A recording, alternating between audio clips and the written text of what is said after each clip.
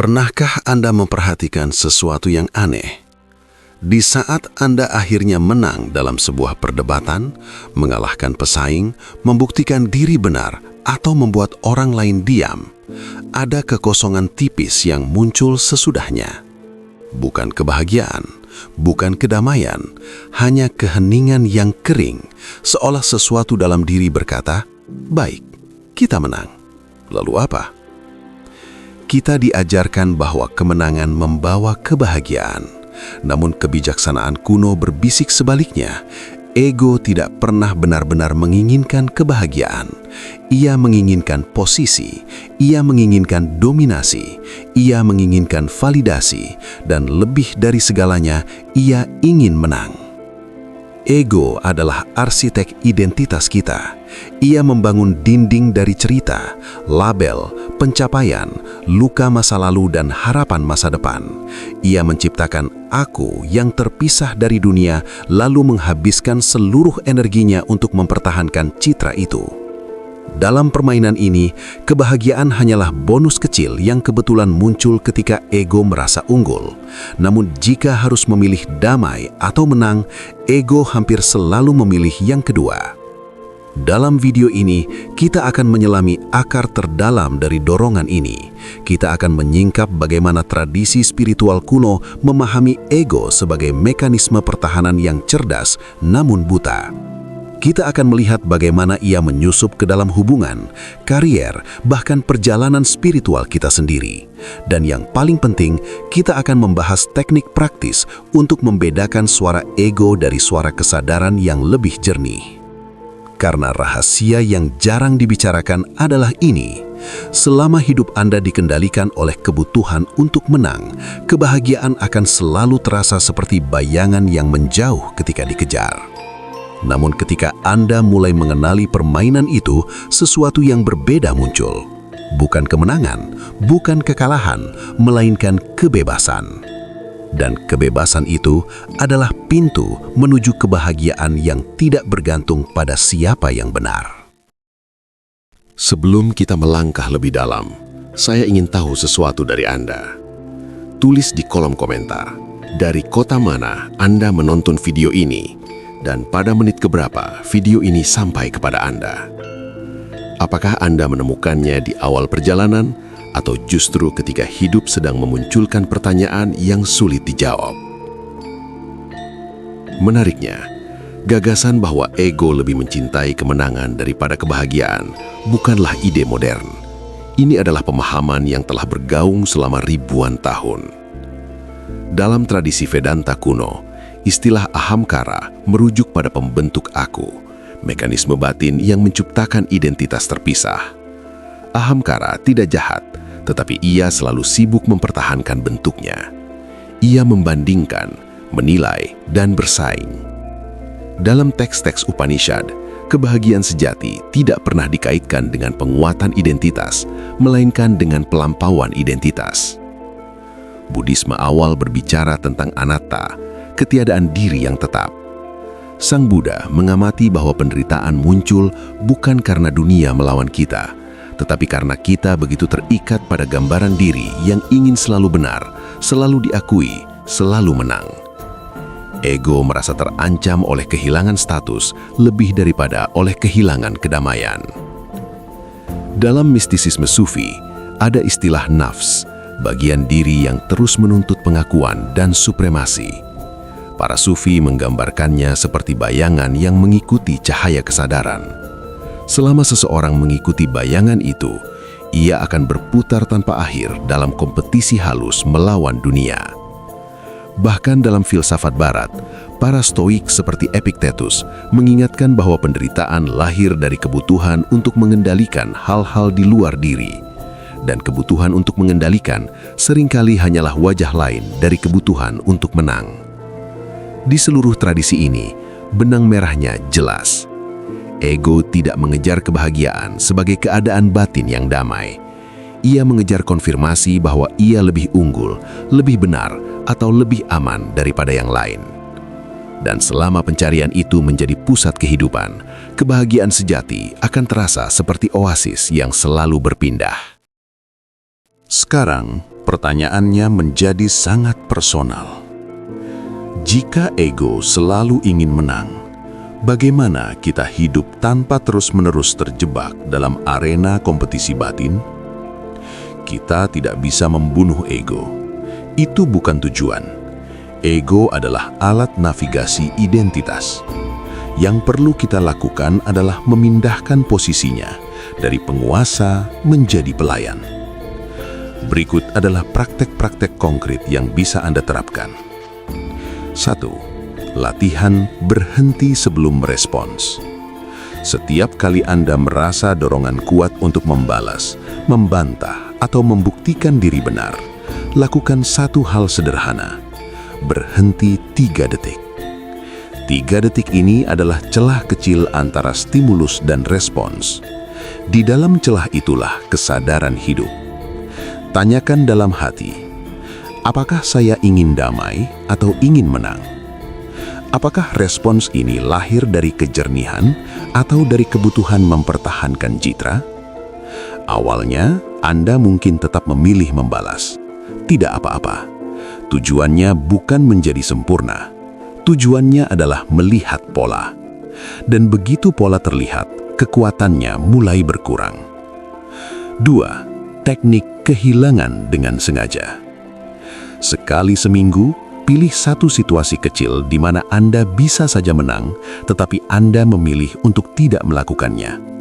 Biarkan orang lain mendapat kata terakhir. Biarkan pasangan Anda merasa benar. Biarkan rekan kerja mengambil kredit kecil. Perhatikan apa yang terjadi di dalam diri Anda. Ego akan gelisah. Ia akan berbisik bahwa Anda dilemahkan, diremehkan, atau kalah. Namun jika Anda bertahan dalam keheningan itu, Anda akan menemukan sesuatu yang mengejutkan. Tidak ada yang benar-benar hilang.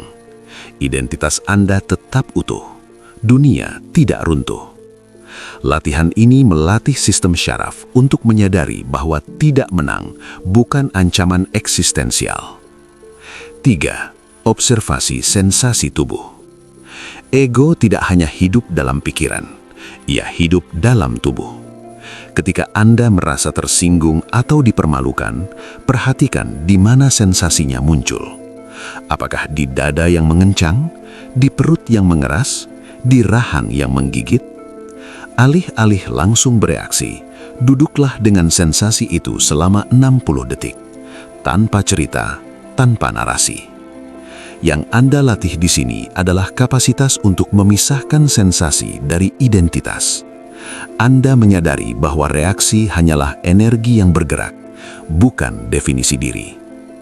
4. Teknik pertanyaan terbalik. Ketika Anda ingin membuktikan diri benar, ubah pertanyaannya. Alih-alih, bagaimana saya bisa menunjukkan bahwa saya benar? Ubah menjadi, apa yang bisa saya pelajari di sini meskipun saya merasa benar? Pertanyaan ini memindahkan fokus dari dominasi ke pertumbuhan. Ego ingin menang, kesadaran ingin memahami. Dengan melatih pertanyaan ini, Anda mulai memprogram ulang orientasi batin Anda. 5. Meditasi identitas cair. Luangkan 10 menit sehari. Duduk dalam keheningan dan bayangkan semua label Anda perlahan-lahan dilepaskan. Nama, pekerjaan, status, pencapaian, kegagalan, peran sosial.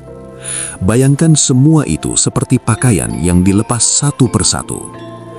Tanyakan dalam keheningan, siapa saya tanpa semua ini? Latihan ini bukan untuk menemukan jawaban verbal. Ini untuk merasakan ruang kosong yang tetap ada ketika identitas melenggur. Di ruang itulah kebahagiaan yang tidak bergantung pada kemenangan mulai terasa. Tantangan yang akan muncul. Anda mungkin merasa lebih rentan, takut dianggap lemah, cemas kehilangan kendali. Itu normal. Ego telah lama menjadi sistem pertahanan Anda. Ketika Anda tidak lagi mematuhi setiap dorongannya, ia akan bereaksi.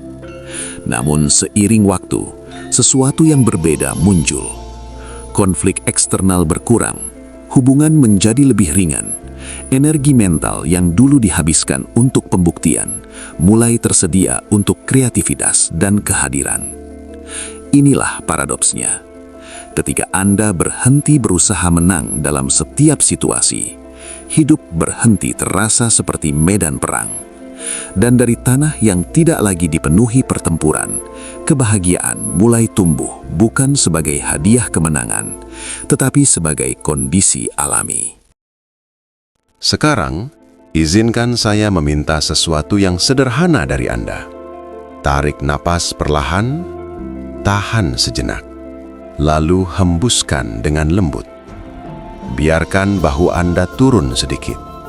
Biarkan wajah Anda melembut. Tidak ada yang perlu Anda buktikan di sini. Tidak ada yang perlu Anda menangkan dalam beberapa menit ke depan. Karena ketika Anda mulai menerapkan teknik-teknik tadi, sesuatu yang halus namun mendasar akan terjadi. Awalnya, Anda akan menyadari betapa seringnya ego berbicara. Ia muncul dalam komentar kecil di kepala Anda. Ia membandingkan, ia mengingatkan kesalahan orang lain, ia menyusun argumen bahkan sebelum percakapan dimulai. Seperti komentator olahraga yang tidak pernah lelah. Namun sekarang, Anda bukan lagi pemain yang terseret di lapangan. Anda mulai menjadi pengamat di tribun kesadaran. Dan perubahan posisi ini mengubah segalanya. Ketika Anda berhenti sebelum merespons, sistem saraf Anda mulai belajar bahwa konflik bukan ancaman. Detak jantung Anda yang dulu melonjak saat dikritik perlahan menjadi stabil. Tubuh Anda menyadari bahwa perbedaan pendapat bukanlah serangan terhadap keberadaan Anda. Bayangkan ego seperti ombak di permukaan laut. Ia bisa tinggi, berisik, dan penuh percikan. Namun ketika Anda berlatih kesadaran, Anda mulai turun beberapa meter ke bawah permukaan. Di sana, air tetap tenang meskipun badai terjadi di atas. Itulah yang mulai Anda rasakan. Ketenangan bukan berarti Anda menjadi pasif. Bukan berarti Anda kehilangan pendirian. Justru sebaliknya, Anda menjadi lebih jernih karena keputusan Anda tidak lagi didorong oleh kebutuhan mempertahankan citra. Saat Anda sengaja kehilangan dalam situasi kecil, Anda akan merasakan getaran halus dalam diri. Ego mungkin berteriak bahwa Anda dilemahkan. Namun jika Anda tetap bernapas dan hadir, Anda akan melihat bahwa harga diri Anda tidak benar-benar berkurang. Ini adalah momen penting. Karena di titik ini, Anda mulai memisahkan dua hal yang selama ini terasa menyatu. Harga diri dan kemenangan. Anda menyadari bahwa harga diri sejati tidak tergantung pada siapa yang benar. Ia muncul dari kedekatan dengan diri yang lebih dalam, yang tidak mudah tergoncang oleh opini. Dalam praktik observasi tubuh, Anda juga akan menemukan sesuatu yang mengejutkan. Sensasi yang dulu terasa seperti ancaman, ternyata hanyalah energi yang bergerak. Ketegangan di dada hanyalah kontraksi otot. Panas di wajah hanyalah aliran darah. Ketika Anda berhenti memberi cerita pada sensasi itu, ia kehilangan narasinya. Dan tanpa narasi, ego kehilangan bahan bakarnya. Perlahan, ruang batin Anda menjadi lebih luas. Dalam ruang itu, percakapan terasa berbeda. Anda mendengarkan lebih lama. Anda tidak tergesa-gesa menyela. Anda tidak merasa perlu mengoreksi setiap kesalahan kecil. Dan yang paling menarik, Anda mulai merasakan kebahagiaan yang tidak dramatis. Bukan ledakan euforia, bukan kemenangan spektakuler, melainkan rasa ringan, rasa cukup, rasa tidak sedang berperang dengan siapapun. Itulah tanda bahwa Anda mulai berpindah dari kehidupan yang dipimpin ego menuju kehidupan yang dipimpin kesadaran. Tetap bernapas perlahan saat Anda mendengar ini.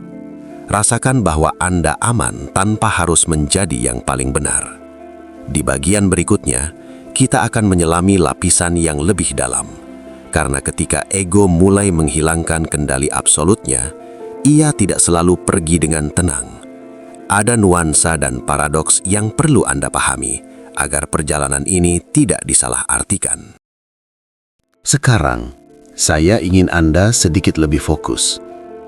Jika memungkinkan, kecilkan gangguan di sekitar Anda. Biarkan suara ini menjadi titik perhatian Anda. Tarik nafas perlahan, dan biarkan setiap kata turun, bukan hanya ke pikiran, tetapi ke dalam kesadaran Anda. Ketika ego mulai kehilangan dominasi, ia jarang menyerah begitu saja. Ia berubah bentuk. Ia bisa menyamar sebagai kerendahan hati. Ia bisa menyamar sebagai spiritualitas. Ia bahkan bisa berkata, "Lihat, sekarang aku lebih sadar daripada orang lain." Dan disitulah paradoks yang jarang dibahas. Ego tidak hanya ingin menang dalam perdebatan duniawi, ia juga ingin menang dalam perjalanan spiritual. Ia ingin menjadi yang paling tenang, paling tercerahkan, paling tidak reaktif. Perhatikan ini dengan jujur dalam diri Anda. Ketika Anda berhasil menahan diri dalam konflik, apakah ada suara kecil yang berkata, "Saya lebih dewasa daripada dia"? Ketika Anda memilih diam, apakah ada rasa superior yang halus? Jika iya, itu bukan kegagalan. Itu pengamatan yang sangat berharga. Karena langkah terdalam dalam perjalanan ini bukanlah menghancurkan ego, tetapi mengenali setiap topengnya. Sekarang, izinkan saya memandu Anda dalam sebuah pemahaman yang lebih halus. Bayangkan ego seperti bayangan. Semakin terang cahaya kesadaran Anda, semakin jelas bayangan itu terlihat. Tujuan Anda bukan menghilangkan bayangan, itu mustahil. Tujuan Anda adalah berhenti mengira bahwa bayangan itu adalah diri Anda. Dan semakin Anda menyadari ini, semakin Anda merasakan jarak yang lembut antara reaksi dan si pengamat reaksi. Fokuskan perhatian Anda pada pengalaman sederhana ini. Ada pikiran, ada dorongan, ada emosi, dan ada sesuatu yang menyadari semuanya. Yang menyadari tidak perlu menang, yang menyadari tidak merasa terancam, yang menyadari hanya hadir. Biarkan kalimat ini tenggelam perlahan. Ketika Anda hidup dari posisi pengamat ini, kemenangan kehilangan daya magisnya. Anda masih bisa berargumentasi, Anda masih bisa membela diri, namun tidak lagi untuk mempertahankan identitas, melainkan untuk menyampaikan kebenaran secara jernih. Nuansa lain yang jarang disadari adalah ini. Terkadang ego membuat Anda berpercaya bahwa tanpa dorongan untuk menang, Anda akan kehilangan ambisi. Namun justru kebalikannya yang sering terjadi. Ketika tindakan tidak lagi digerakkan oleh kebutuhan validasi, ia menjadi lebih murni. Kreativitas muncul tanpa tekanan pembuktian. Kerja keras dilakukan karena panggilan, bukan karena perlombaan. Dan disinilah perubahan paling sunyi terjadi. Hubungan Anda menjadi lebih dalam karena Anda tidak lagi mendengarkan untuk menyerang balik. Keputusan Anda menjadi lebih presisi karena tidak terdistorsi oleh rasa takut terlihat salah. Dan yang paling penting, batin Anda menjadi lebih stabil. Sekarang, perhatikan tubuh Anda lagi. Apakah ada sedikit rasa lapang? Sedikit ruang yang terasa lebih luas dari sebelumnya? Itulah ruang yang selama ini tertutup oleh kebutuhan untuk selalu menang. Setiap kali Anda menyadari dorongan ego tanpa langsung mengikutinya, Anda sedang memperlebar ruang itu, sedikit demi sedikit. Dan semakin luas ruang itu, semakin Anda merasakan bahwa kebahagiaan bukan sesuatu yang harus diperjuangkan dalam kompetisi. Ia muncul ketika kompetisi batin Anda berhenti mendominasi. Tetaplah fokus pada nafas Anda beberapa detik lagi. Anda tidak perlu mengalahkan siapapun untuk merasa utuh.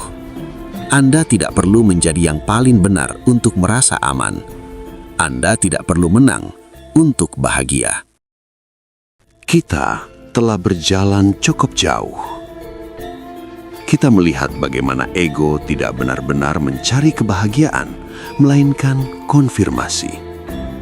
Ia ingin unggul. Ia ingin diakui. Ia ingin memastikan bahwa identitas yang ia bangun tetap berdiri kokoh. Dan selama hidup dipimpin oleh dorongan itu, dunia terasa seperti arena tanpa akhir. Namun, Anda juga telah belajar sesuatu yang lebih halus. Anda belajar berhenti sebelum respons. Anda belajar sesekali melepaskan kebutuhan untuk menang. Anda belajar mengamati sensasi tanpa memberi cerita. Anda belajar memindahkan posisi dari pemain yang reaktif menjadi pengamat yang sadar. Dan mungkin sekarang Anda mulai memahami satu kebenaran sederhana. Kebahagiaan bukanlah hadiah bagi yang paling benar. Ia adalah kondisi alami ketika pertarungan batin mereda. Ego akan tetap ada, ia akan tetap berbicara, terkadang ia akan menyamar sebagai kebijaksanaan, bahkan sebagai spiritualitas. Tetapi sekarang Anda memiliki jarak, Anda memiliki ruang, Anda memiliki kesadaran yang bisa melihat tanpa terseret. Dan di ruang itulah kebebasan tumbuh. Coba renungkan ini malam nanti. Dalam berapa banyak situasi hidup Anda sebenarnya tidak membutuhkan kemenangan, melainkan kedamaian.